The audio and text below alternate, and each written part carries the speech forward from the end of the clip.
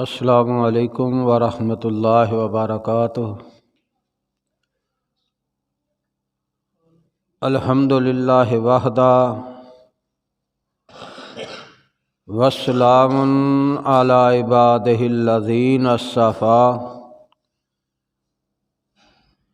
اما بعد فاعوذ باللہ السمیع العلیم من الشیطان الرجیم من ہمزہ ونفخہ ونفثہ۔ بسم اللہ الرحمن الرحیم۔ ان الشرک لظلم عظیم۔ سورۃ اللقمان میں اللہ تعالیٰ کا یہ فرمان ہے کہ شرک بہت بڑا ظلم ہے۔ اس کو آپ موجودہ دور میں دیکھ سکتے ہیں کہ بہت سارے لوگ جو اللہ کے علاوہ کسی کو حاجت روا، کسی کو مشکل کشا بناتے ہیں، اسی سے اپنی امیدیں وابستہ کرتے ہیں، اسی کے نام پر نظر و نیاز پیش کرتے ہیں،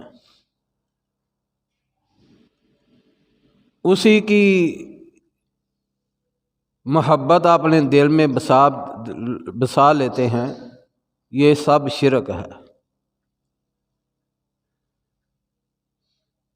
قرآن کریم میں اللہ پاک دوسرے مقام پر فرما رہے ہیں،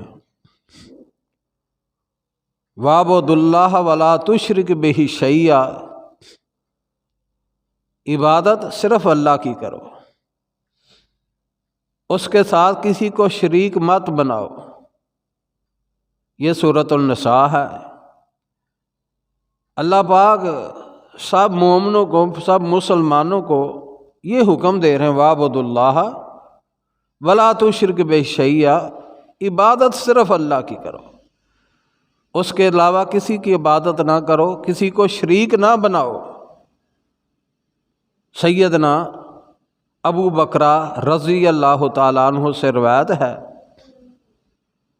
کہ رسول اللہ صلی اللہ علیہ وسلم نے فرمایا،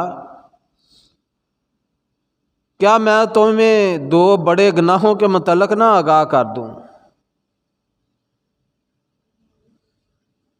تو کہنے لگے کہ اے اللہ کے رسول صلی اللہ علیہ وسلم، ضرور بتائیے ان دو بڑے گناہوں کے متعلق۔ تو آپ صلی اللہ علیہ وسلم نے فرمایا، الشرک باللہ وعقوق الوالدین۔ اللہ کے ساتھ کسی کو شریک مت بنانا اور والدین کی نافرمانی نہیں کرنی۔ اللہ کی ذات کے ساتھ شرک بنائیں، یہ بھی بہت بڑا گناہ ہے۔ اور والدین کی نافرمانی، جسے آج ہم سمجھتے نہیں کہ والدین کی نافرمانی کر رہے ہیں، والدین کی نافرمانی بھی بھائیو بڑا گناہ ہے۔ یہ دو بہت بڑے گناہ ہیں۔ جیسے شرک بڑا گناہ ہے، ویسے ہی والدین کی نافرمانی کرنا بھی یہ بڑا گناہ ہے۔ اللہ کے حضور دعا ہے، اللہ کما حق ہو، ہمیں صحیح بات سمجھ کر اور اس کو سمجھ کر اور اس پر عمل کرنے کی توفیق عطا فرمائے۔ وَقُولُوا قَوْلِي هَٰذَا وَاسْتَغْفِرُوا سُبْحَانَكَ اللَّهُمَّ وَبِحَمْدِكَ أَشْهَدُ أَن لَّا إِلَٰهَ إِلَّا أَنتَ أَسْتَغْفِرُكَ وَأَتُوبُ إِلَيْكَ۔